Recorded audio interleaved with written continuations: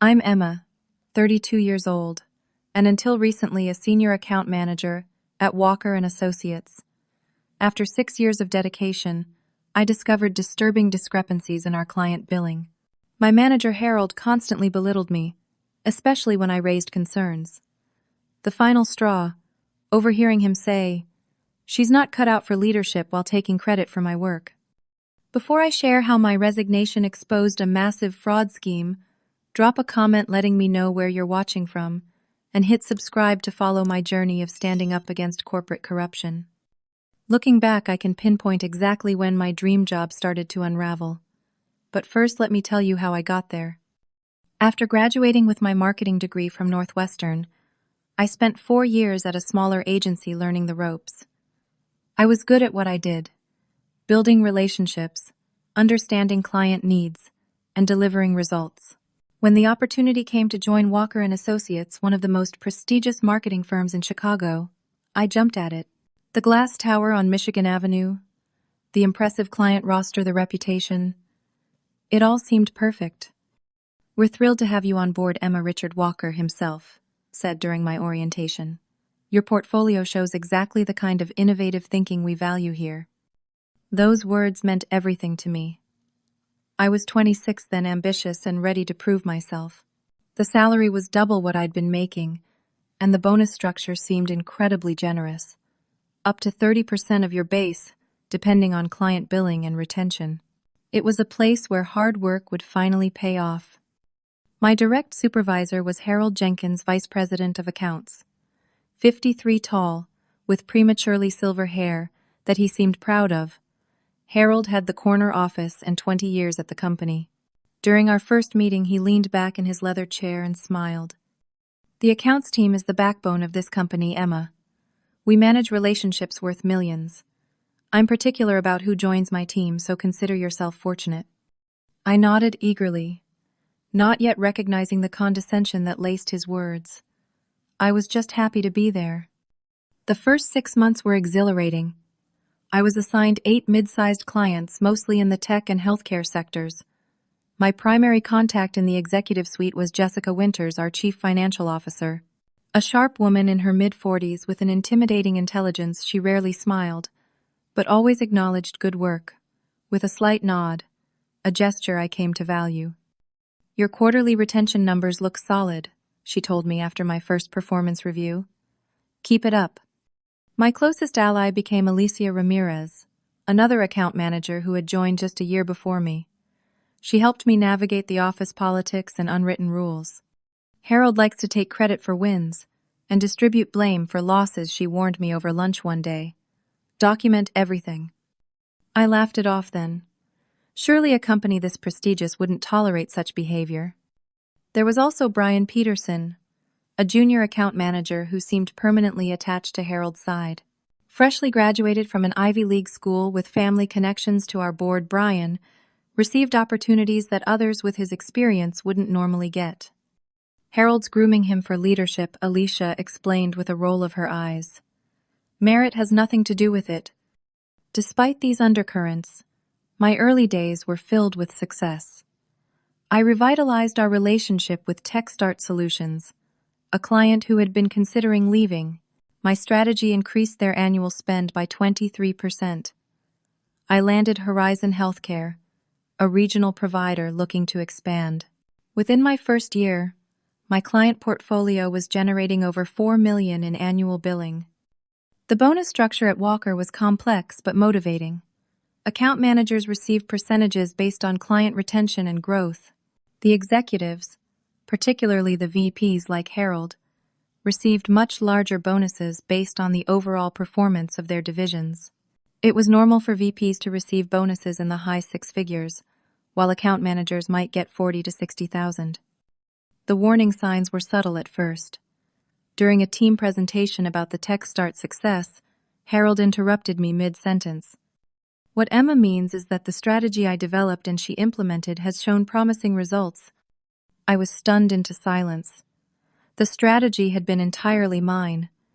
Later, when I checked the report submitted to the executive team, Harold's name was listed as the lead with mine as support staff. Alicia noticed my expression when I discovered this. "Welcome to Walker," she said quietly. "It's not personal. It's just how Harold operates." I tried to brush it off. This was still my dream job, and surely as I proved myself, these issues would fade. The company culture otherwise seemed positive. Team-building retreats, wellness initiatives, and genuine camaraderie among peers. "You're making a name for yourself," Alicia told me after I'd been there about a year. "People notice your work, even when Harold takes credit." I clung to this hope, throwing myself even more passionately into my work. My client relationships deepened, and my portfolio continued to grow. By the end of my second year, I was managing accounts worth over $6 million in annual billing, more than any other account manager at my level. The company seemed to be thriving too. Our quarterly meetings were filled with charts showing upward trajectories. Harold would stand proudly beside these presentations, nodding as Richard praised the accounts division's performance. "This is the kind of excellence that makes Walker and Associates an industry leader," Richard would say, while Harold basked in the acclaim. I still believed that hard work and results would eventually speak for themselves. When the annual bonus announcements came, I received $54,000, larger than the average, but still modest, compared to what I knew my accounts were generating. "Be patient, Alicia," advised when I confided my disappointment. "Your time will come." I believed her. I had to. I'd worked too hard to let office politics derail my career path. Besides, I genuinely loved working with my clients, helping them solve problems and grow their businesses. The relationships I was building felt meaningful and valuable. But as my third year at Walker began, the small frustrations began multiplying, and something else appeared, something that would eventually shatter my carefully constructed professional world and force me to make the most difficult decision of my career. The Meridian project was supposed to be my breakthrough. Meridian Technologies, a rising star in cloud security, needed a complete rebrand and marketing overhaul for their flagship product. I spent weekends and late nights developing a comprehensive strategy that addressed their unique position in the market. "This is exceptional work," Emma said, Daniel Ross, Meridian's marketing director, during my presentation. "You've captured exactly what we've been trying to articulate." They approved the full proposal, a 7-figure contract that would be the largest single project I'd brought in. I was ecstatic.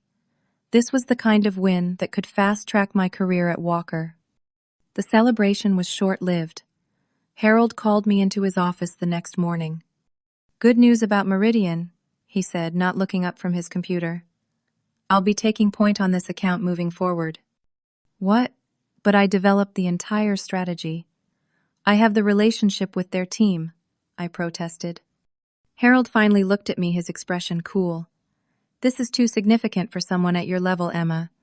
You'll still be involved, but I'll be the primary contact." I left his office in a daze. That afternoon, the company-wide announcement went out. Harold Jenkins secures major contract with Meridian Technologies. My name appeared in the third paragraph as part of the supporting team. Alicia found me staring at the email in the break room. "That absolute vulture," she muttered. "This is worse than his usual tricks." "I don't understand how he gets away with it," I said, fighting back tears of frustration. "Because the numbers look good, and that's all the executives care about," she replied. "As long as clients are happy and billing is up, nobody questions the details." This was when I noticed the first real discrepancy. While reviewing monthly statements for Horizon Healthcare, one of my oldest clients, I found charges for strategic consulting services that hadn't been part of our agreement. The amount wasn't huge, $8,000 for the month, but it was definitely not something we had discussed. I brought it to Harold's attention, thinking it was a simple accounting error. "It's a standard service fee," he said dismissively. "All our healthcare clients pay it." "But Sophia never approved this," I said, referring to Sophia Williams, my main contact at Horizon. Harold's expression hardened. "Our agreement allows for additional strategic services as needed. We provided those services. The billing is correct." I wasn't convinced, but I didn't want to push further without more information. The next week, during my regular call with Sophia, I carefully broached the subject. By the way, I wanted to check if the strategic consulting services we added last month have been helpful for your team. There was a pause. What strategic consulting services? We didn't request anything additional. My stomach dropped. It must be a misunderstanding. I'll look into it and get back to you. I never did get back to her about it. Harold made it clear that creating client confusion over standard billing practices would be considered disruptive and unprofessional. This incident bothered me deeply, but it was just the beginning. I started noticing similar discrepancies across several accounts, additional fees services that were billed, but never clearly delivered, hours that seemed inflated. The more I looked, the more concerned I became. Were these deliberate overcharges, or just administrative oversights? And if they were deliberate, who was orchestrating them? Harold seemed the obvious suspect. But could this be happening without approval from higher up? Around this time, I accidentally overheard a conversation between Harold and Brian. I was working late and headed to the supply room near Harold's office when their voices carried through the partially open door. Emma's getting too interested in the billing details, Harold was saying. Make sure she's only getting the client-facing statements from now on. Will do, Brian replied. She's been asking a lot of questions in the accounting department. She's naive, Harold said with a laugh. Thinks everything should be transparent and fair. This business doesn't work that way. I froze, then quietly retreated to my desk. This confirmed my growing suspicion that the discrepancies weren't accidents. They were systemic.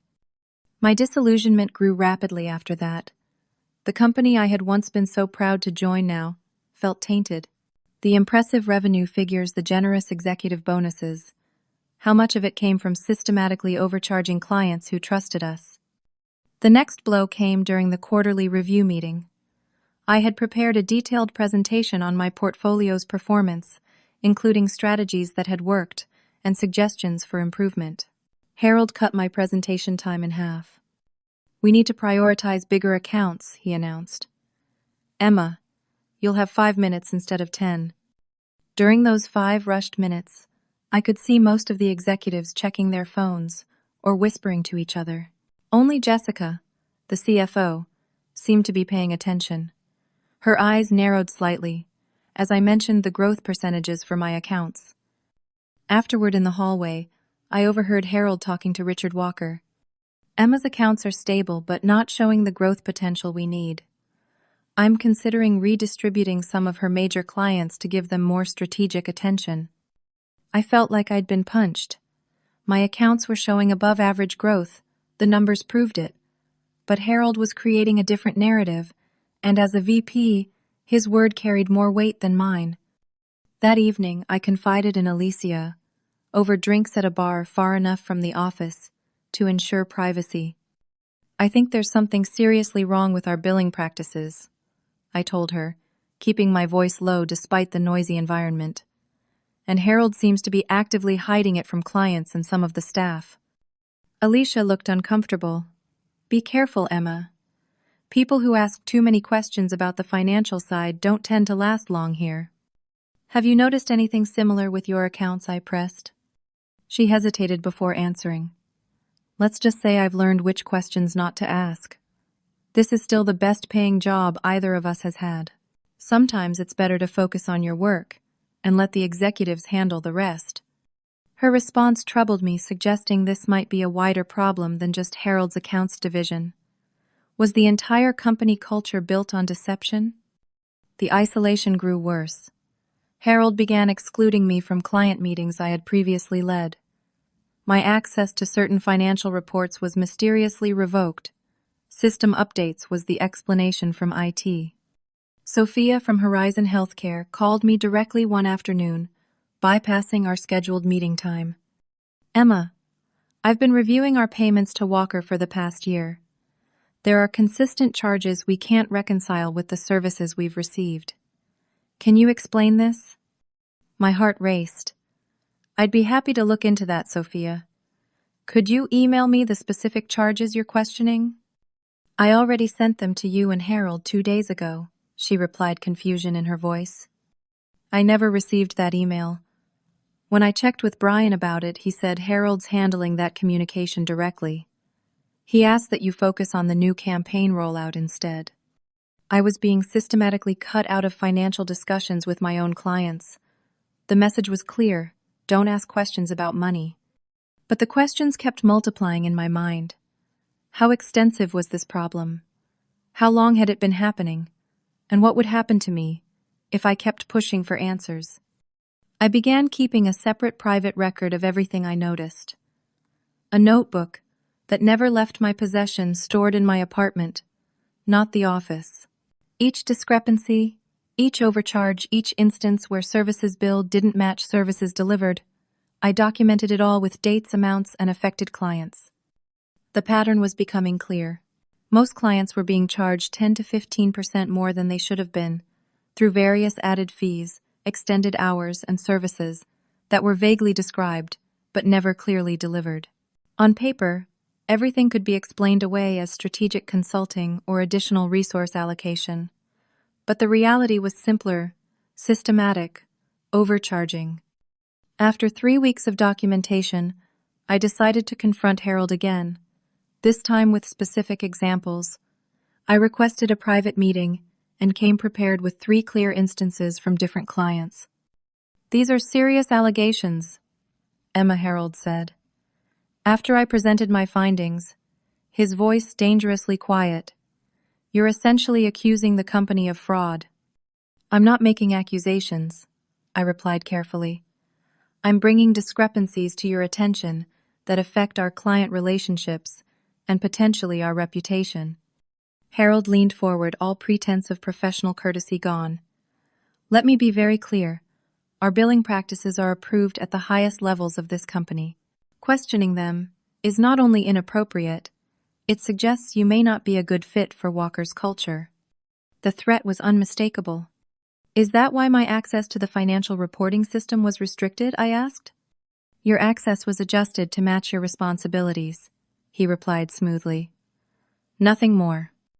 I left the meeting shaking with a mixture of anger and fear. Harold had all but confirmed my suspicions while simultaneously threatening my job. The next day, my workload mysteriously increased. 3 new minor clients were added to my portfolio with impossible deadlines. My emails to other departments suddenly took days to receive responses. I was being isolated and overwhelmed. Classic tactics to push someone to quit or fail. During this time, I noticed something else. The company was calculating bonuses based on the inflated billing figures. This meant that executives like Harold weren't just overcharging clients, they were directly profiting from the practice through their bonus structures. The more they inflated the bills, the bigger their bonuses grew. I needed allies, but finding them proved difficult. I carefully approached someone in human resources, framing my concerns as a process issue rather than an accusation of wrongdoing. I'm having trouble reconciling some client billing information, I explained to Deborah in HR. Is there someone who could help me understand the approval process for additional service fees? Deborah smiled professionally. All billing questions should go through your department head. That's company policy. Even if my concerns involve my department head. Her smile faltered slightly. Especially then. The chain of command is important at Walker, Emma. Harold has been with the company for 20 years. He understands our processes better than anyone. It was a dead end. HR wasn't going to help me challenge a long-standing executive.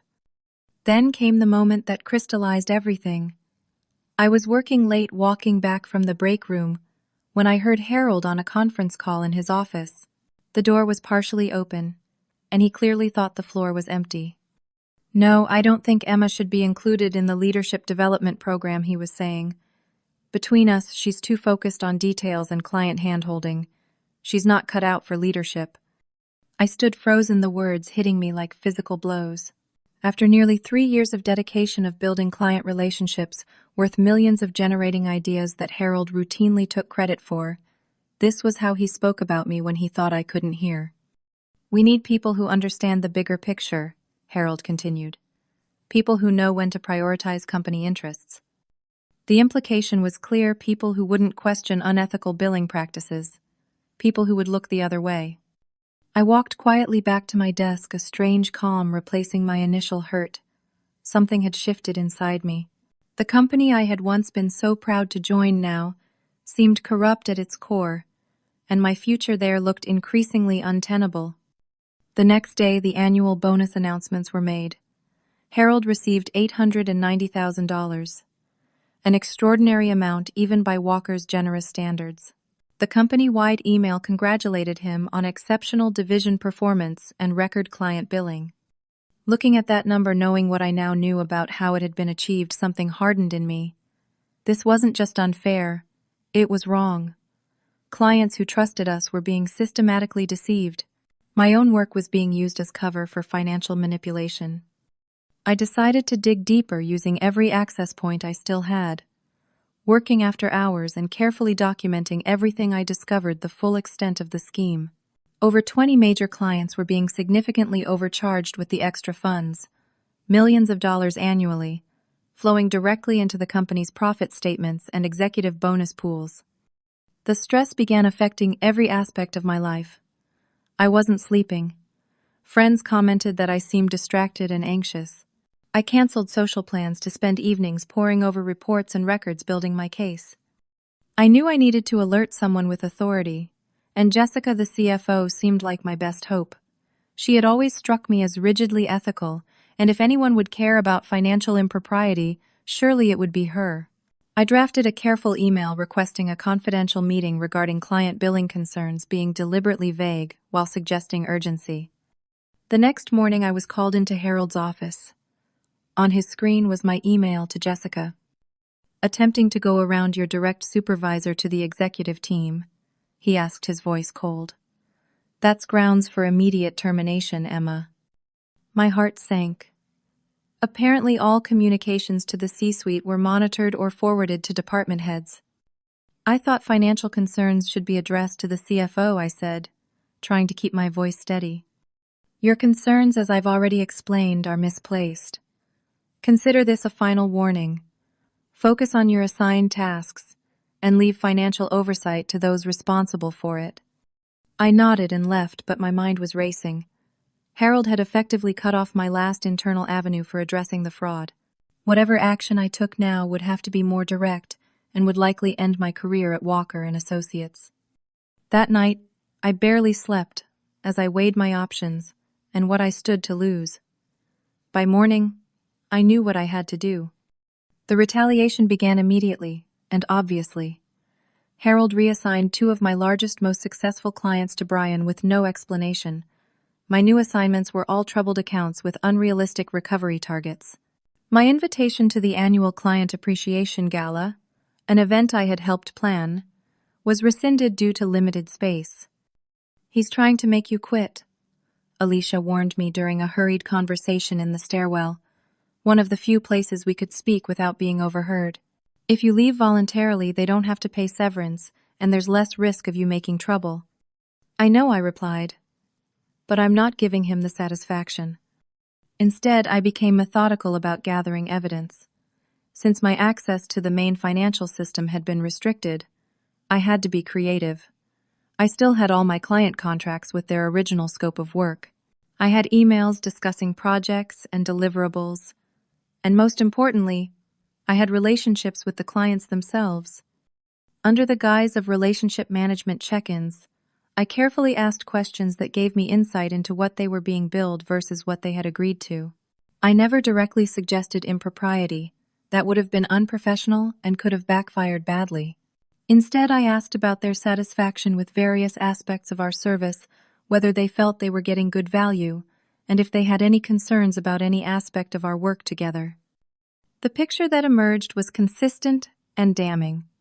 Nearly every major client had concerns about billing, but had been placated by Harold or other executives when they raised questions. Many stayed despite these concerns because of their relationship with account managers like me, relationships built on trust that the company was exploiting. One afternoon, I received an unexpected call from Thomas Green at FinTech Partners, one of our most valuable clients. Emma, we need to talk. He began, his voice unusually serious. I've been reviewing our payments to Walker for the past 2 years, and I'm finding charges that no one can explain to me. Your colleague Brian tried, but his explanations don't match our agreement. My stomach tightened. I'm sorry to hear that, Thomas. Can you tell me more about what you're seeing? What followed was a detailed description of exactly the pattern I had been documenting. Vague charges, services never clearly delivered, hours that seemed inflated. Fintech was being overcharged by nearly $300,000 annually. We value our relationship with you, Emma Thomas concluded, but I'm taking this to my CEO tomorrow. Unless we get satisfactory answers, we'll have to terminate our contract. I spent 2 hours on the phone with him, reviewing the issues and promising to personally get answers. I didn't defend the indefensible, but I bought time by emphasizing how much I valued their business and promising to investigate each charge thoroughly. After the call, I sat at my desk, heart pounding. Fintech represented over $2 million in annual billing. Their departure would create waves that even Harold couldn't smooth over. I immediately drafted a detailed email to Harold, Jessica, and Richard Walker himself, outlining Fintech's concerns and the risk of losing them. I was breaking protocol by including the executives, but I could justify it by the financial risk to the company. Harold appeared at my desk within minutes of my sending the email, his face flushed with anger. My office, now, he hissed. Once inside with the door closed, he exploded. You've overstepped every boundary. This could have been handled discreetly, but you've created a paper trail directly to the executive team. Fintech is threatening to leave, I replied evenly. That's a $2 million account. I thought Richard and Jessica should be aware of the risk. I'll handle Fintech, he snapped. Your access to their account is revoked effective immediately. I want a full handover by end of day.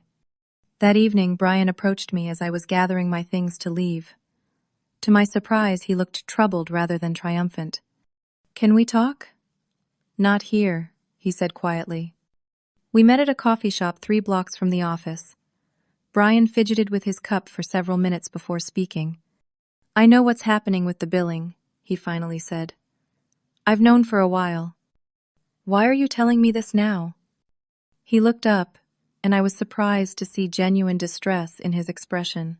Because Harold just told me to smooth things over with Fintech by offering them a 20% discount while keeping all the same charges in place under different names.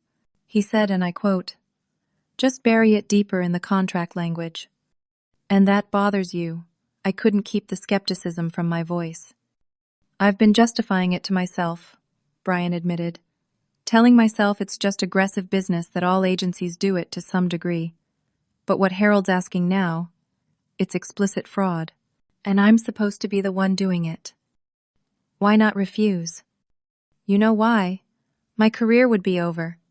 Just like yours will be if you keep pushing. He wasn't wrong. I had few illusions about my future at Walker at this point. But something had changed in me over these past weeks. The fear of losing my job had been replaced by something stronger, anger at the injustice and determination to expose it. The breaking point came the following week during the monthly accounts review meeting. Harold presented a glowing overview of division performance, highlighting exceptional client retention and satisfaction. When it came time for account managers to present, he interrupted my presentation after just 2 minutes. I think we've got the picture, Emma. Let's move on to more significant accounts. In that moment, in front of the entire team and several executives, Harold's message couldn't have been clearer. You don't matter, and neither does the truth. That evening, I made my decision. I would leave Walker and Associates, but not quietly, and not without ensuring the truth came to light. I spent the weekend compiling my evidence into a clear, comprehensive document. No emotional language, no accusations, just facts, figures, and documentation showing the systematic pattern of client overcharging and how it connected to executive bonuses. The client list I created was meticulous. Company names, contract values, actual services delivered, amounts billed, and the discrepancies between them. For the largest clients, I calculated the total overcharges for the past 2 years. The final figure was staggering, over $7 million in fraudulent billing. I knew this document could potentially expose me to legal risk if I handled it incorrectly. I wasn't a lawyer, but I understood enough to know that I needed to be extremely careful about how I used this information. My goal wasn't to harm the company or extract revenge. It was to stop an unethical practice that was harming clients who trusted us. The night before I planned to act, I barely slept. I reviewed my resignation letter one last time. Professional, concise, with no mention of the fraud. The evidence would speak for itself. I thought about my career, the years of hard work that had led me to Walker, and what might come after. I had no job lined up, no safety net beyond my modest savings. But as I finally drifted off to sleep, I felt something I hadn't experienced in months: peace. Whatever happened next, I would face it with integrity intact. Monday morning arrived with a strange sense of clarity.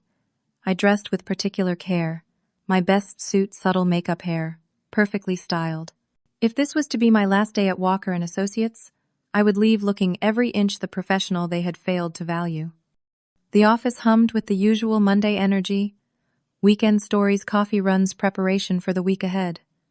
No one noticed anything different about me as I smiled and greeted colleagues. Inside, though, I felt removed from it all, as if watching a scene I was no longer truly part of. At my desk, I finalized my resignation letter. It was brief and professional. Dear Harold and management team, please accept this letter as formal notification that I am resigning from my position as Senior Account Manager with Walker & Associates, effective 2 weeks from today. Thank you for the opportunities for professional and personal development that you have provided during the last 3 years. I have appreciated working for the company and value the support provided to me during my tenure. If I can be of any assistance during this transition, please let me know. Sincerely, Emma Sullivan. No mention of my reasons, no hint of what I knew, just a standard resignation that couldn't be used against me later. The client list document was different, titled simply Walker & Associates Client Billing Analysis. It contained everything I had discovered: client names, contract terms, actual deliverables, billed amounts, and the discrepancies between them. I included screenshots of relevant emails and reports. The final page showed the correlation between inflated billing figures and executive bonus calculations, with Harold's recent $890,000 bonus highlighted. I printed both documents rather than sending them electronically. No digital trail that could be deleted or denied. Timing was crucial. Every Monday, Harold had lunch with Richard Walker at an exclusive restaurant downtown. They typically left at 11:45 and returned around 1:30. The executive floor was usually quieter during this time. At 11:40, I watched Harold leave his office, briefcase in hand, heading toward the executive elevator. I waited 15 minutes to ensure he was gone, then calmly walked to his office. His assistant was away from her desk, the lunch hour bathroom break I had counted on. Inside his office, I placed both documents centered perfectly on his desk, the resignation letter on top, the client billing analysis beneath it. Then I left, quietly closing the door behind me. Back at my desk, I began the process of organizing my files and personal belongings. I wasn't planning to leave immediately. That would look suspicious. Instead, I would work normally until Harold returned and the inevitable confrontation occurred. Alicia stopped by around 12:30. "Lunch?" she asked. "I have some things to finish first," I replied. "Rain check." She looked at me curiously.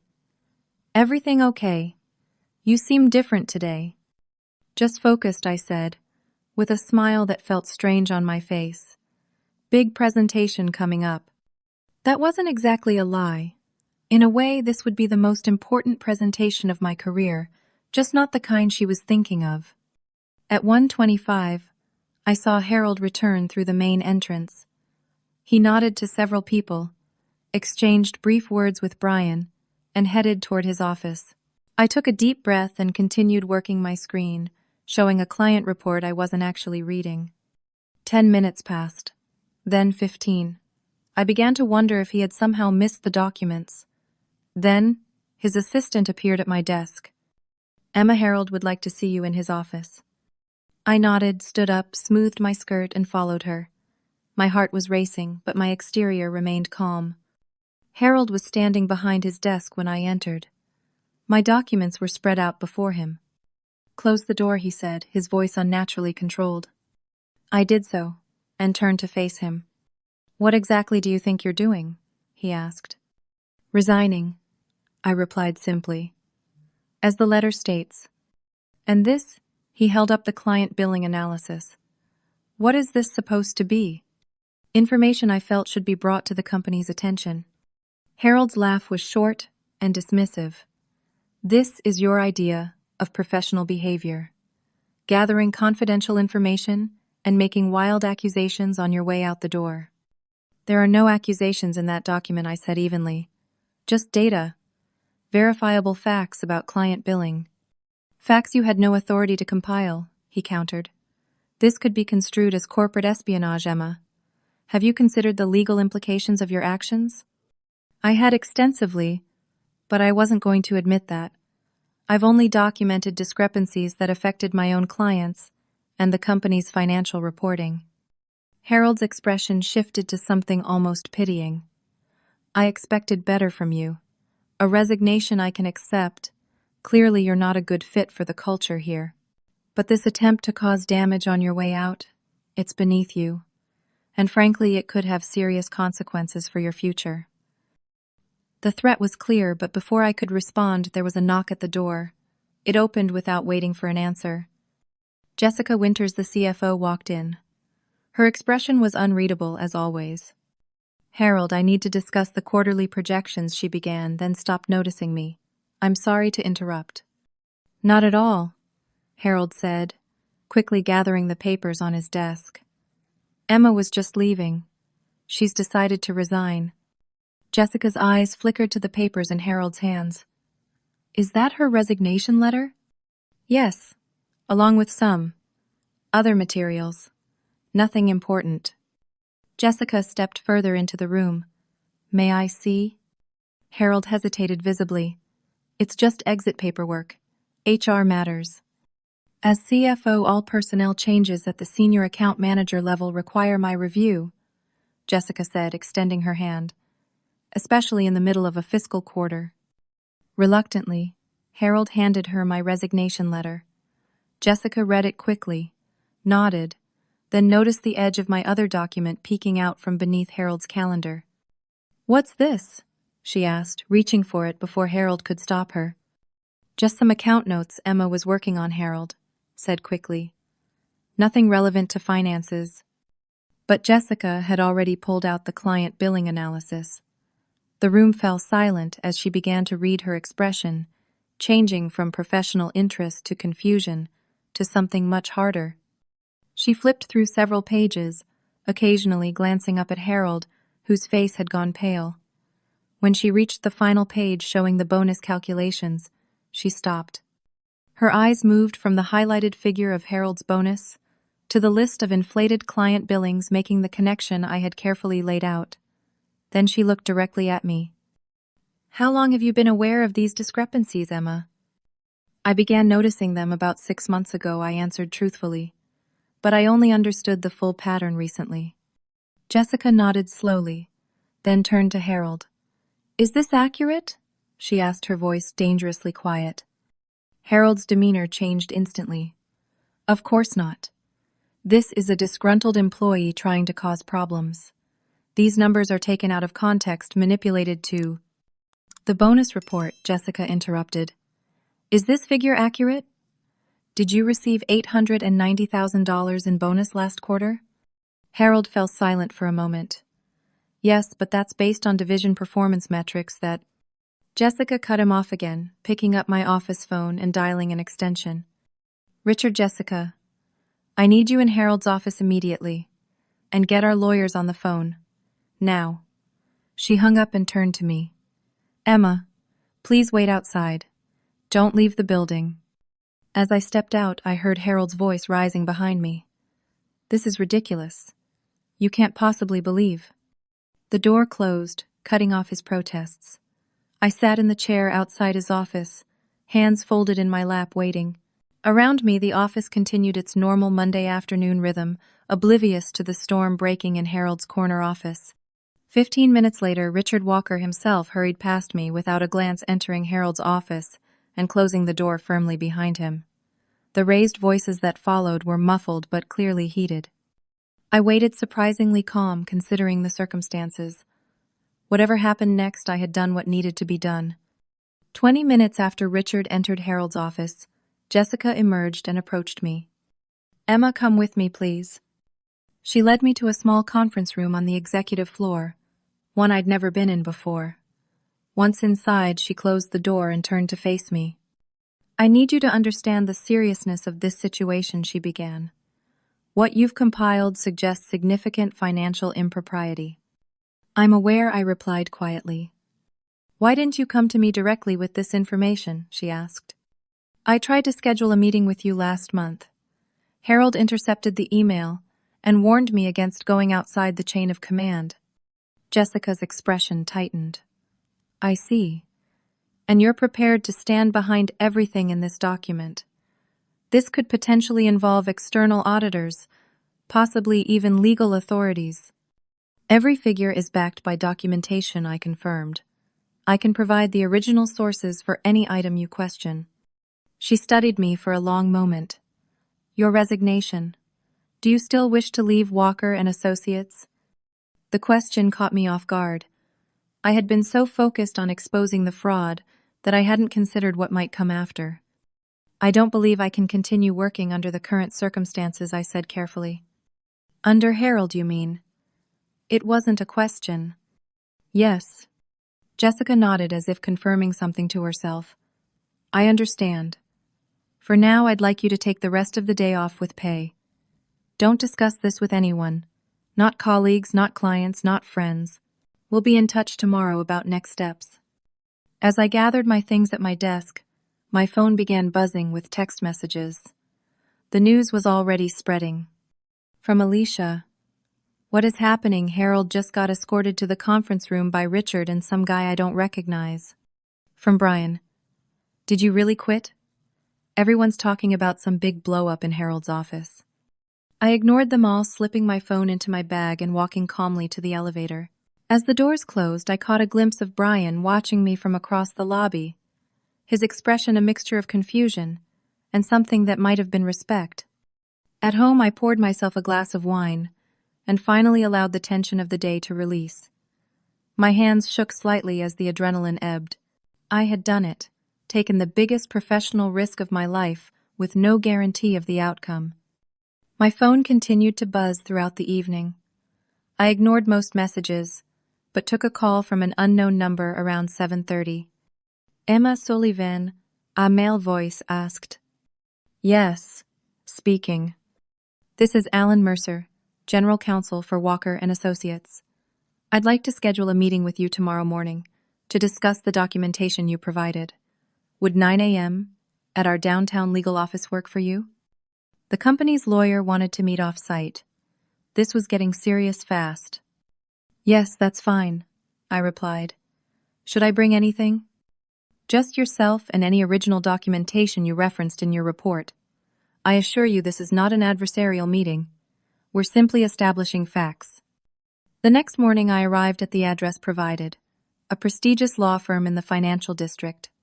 I was shown to a conference room where Jessica Allen Mercer and another lawyer I didn't recognize were waiting. "Thank you for coming," Emma Jessica began. "This is Alan, our general counsel, and Patricia Donovan, an independent attorney specializing in corporate finance." An independent attorney. Walker wasn't just handling this internally. For the next 3 hours, I walked them through every detail of my findings. They asked pointed, specific questions about each client, each discrepancy, how I had discovered the pattern, and what communications I had with Harold about it.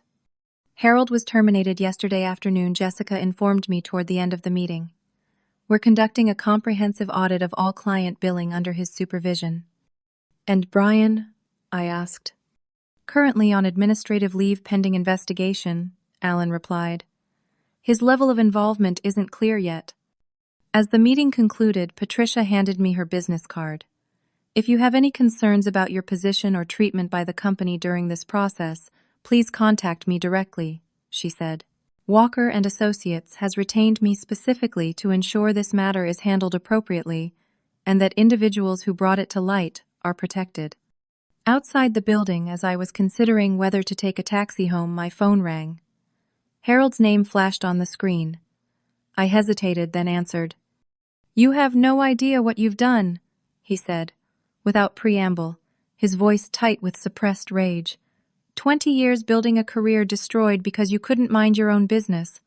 Fraudulent billing was my business, Harold, I replied, keeping my voice steady.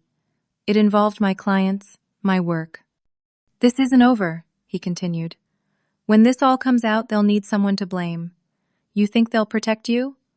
The executives approved these practices. They just need a scapegoat now. Is that why you're calling? To threaten me? To warn you, he replied. We're both expendable to them. The difference is I know it. The call ended abruptly. I stood on the sidewalk, pedestrians flowing around me considering his words. Was he right? Was I being naive about the company's intentions?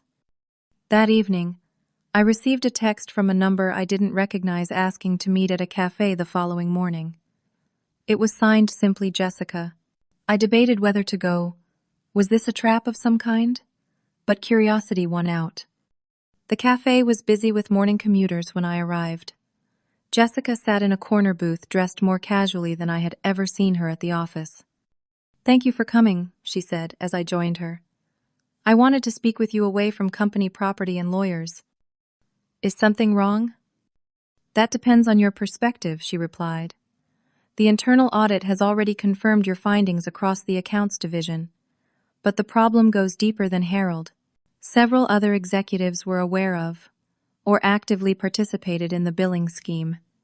Including Richard, he asked. Jessica hesitated. I can't comment specifically, but the board is now involved. This will likely result in significant leadership changes. Harold called me yesterday, I told her. He suggested the company would look for a scapegoat. He's wrong, Jessica said firmly. The board has authorized me to offer you a settlement agreement in exchange for your assistance with the audit and any subsequent investigations. A settlement. But I'm the one who reported the fraud. Exactly. This isn't hush money, Emma. It's recognition of the professional risk you took and compensation for any career disruption. We'd also provide excellent references and release you from any non-compete clauses if you wish to continue in this industry. The offer was generous. 6 months' salary plus bonus healthcare coverage for a year, and a clean break with no restrictions on my future employment. I signed the papers the following day. News of the scandal at Walker and Associates broke 2 weeks later. The press release was carefully worded, citing irregularities in client billing practices and leadership changes to ensure alignment with the company's ethical standards. Harold wasn't mentioned by name, but industry insiders quickly pieced together what had happened. Brian contacted me about a month after everything happened. We met for coffee, and he seemed genuinely changed by the experience. I wanted to apologize, he said, not quite meeting my eyes. I knew what was happening was wrong, but I convinced myself it was just how business worked. Watching you stake your entire career on doing the right thing, it made me realize how far I'd drifted from my own values. What will you do now? I asked. Starting over at a smaller agency. Entry-level again, but somewhere with actual ethics. What about you? I had received several job offers after word got around about what had happened at Walker. Surprisingly, many clients respected the stance I had taken, even though it had caused short-term disruption. I'm taking some time to figure out what I really want, I told him. This experience has changed my perspective on a lot of things. The legal aftermath continued for months. I provided statements to auditors and occasionally to the legal team, handling the company's internal investigation. I learned that Harold was facing potential criminal charges for his role in the fraud, along with civil suits from several major clients. The emotional impact of the whole ordeal hit me in waves. Some days I felt proud and vindicated. Other days I questioned whether I had done the right thing. whether the cost to my career and reputation had been worth it. The stress and uncertainty of those months at Walker had taken a toll that I was only beginning to process. But gradually, as weeks turned to months, I began to heal. The settlement provided financial stability, while I considered my next steps. Former clients reached out with words of support, and in some cases offers to follow me wherever I landed next. Most surprisingly, Jessica contacted me again about 6 months after I'd left Walker. The company had undergone a complete leadership overhaul with her as the new CEO. "We're rebuilding from the ground up," she told me. "New policies, new culture, new leadership team. If you're ever interested in coming back, there would be a place for you." I thanked her, but declined. Some chapters once closed should stay that way. The 6 months following my departure from Walker and Associates became a period of unexpected personal growth.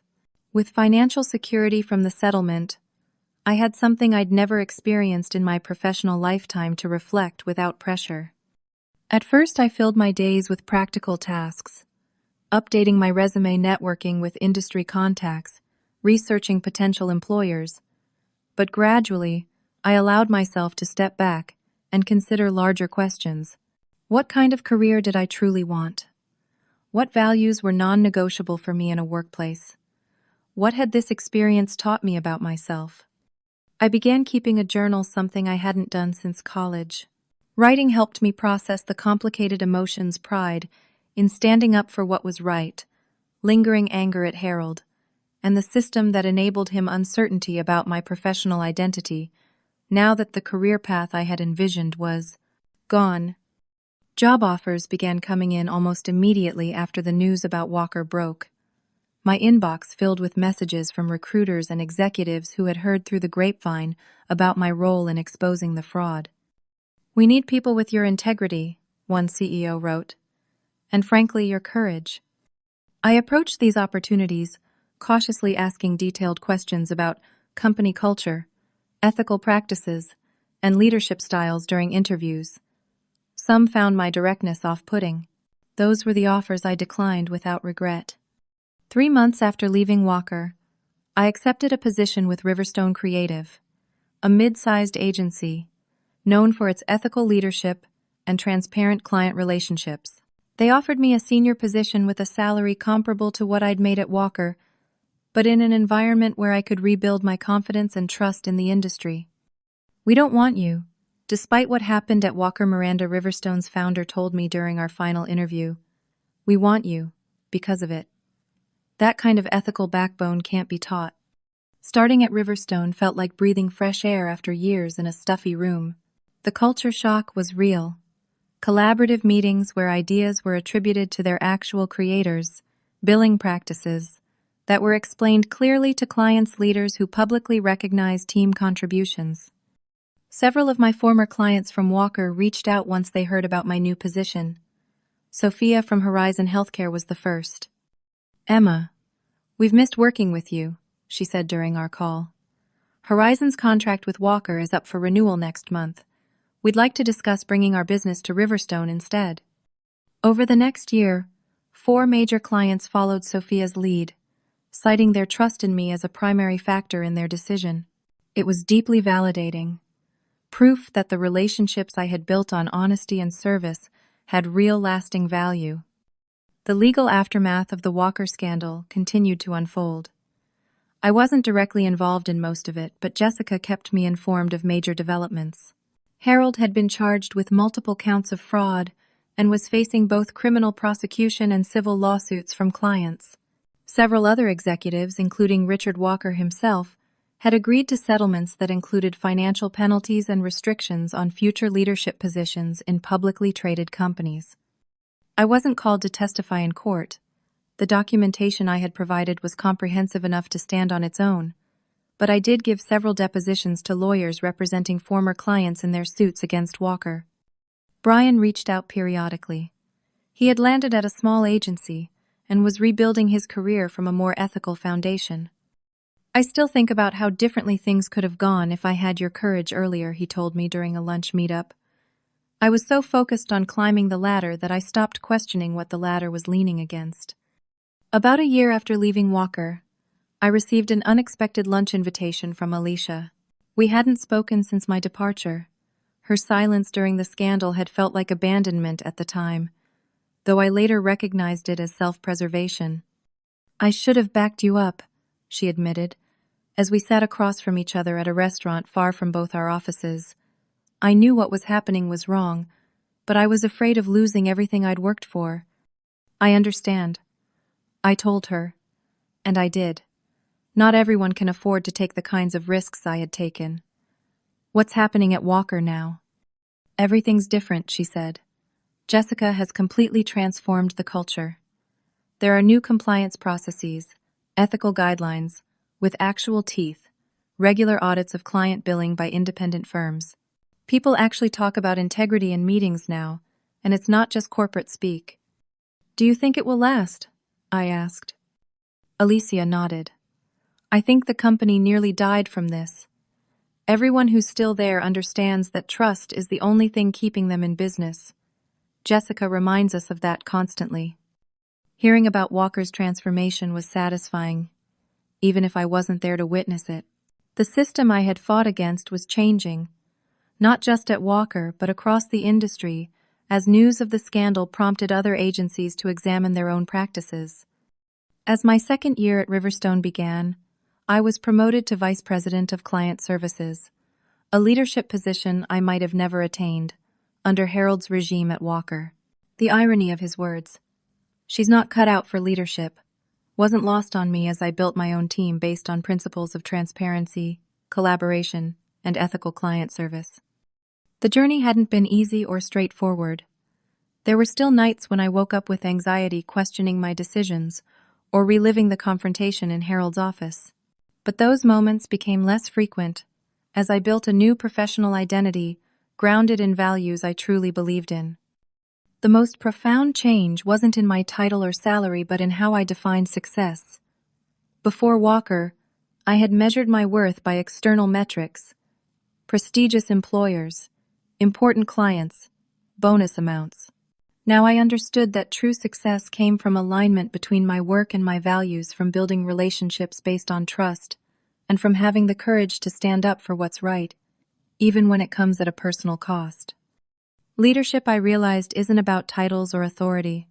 It's about integrity, the willingness to do what's right, even when no one is watching, and especially when everyone is watching you compromise. Harold never understood that kind of leadership, and it was ultimately his downfall. As for me, I don't regret leaving that client list on Harold's desk, even with all the chaos and uncertainty that followed. Some might see what I did as career suicide, but I see it differently. It wasn't an ending, but a beginning. The moment I chose to lead with integrity, rather than follow with compromise. Have you ever faced a moment where standing up for what's right meant risking everything you'd worked for? I'd love to hear your stories in the comments. And if you found value in my experience, please like this video and subscribe to the channel for more stories about navigating difficult workplace situations with integrity. Remember, true leadership isn't about position or power. It's about having the courage to do what's right, especially when it's difficult. Thank you for listening to my story, and I hope it inspires you to trust your moral compass, even when the path it points to seems daunting.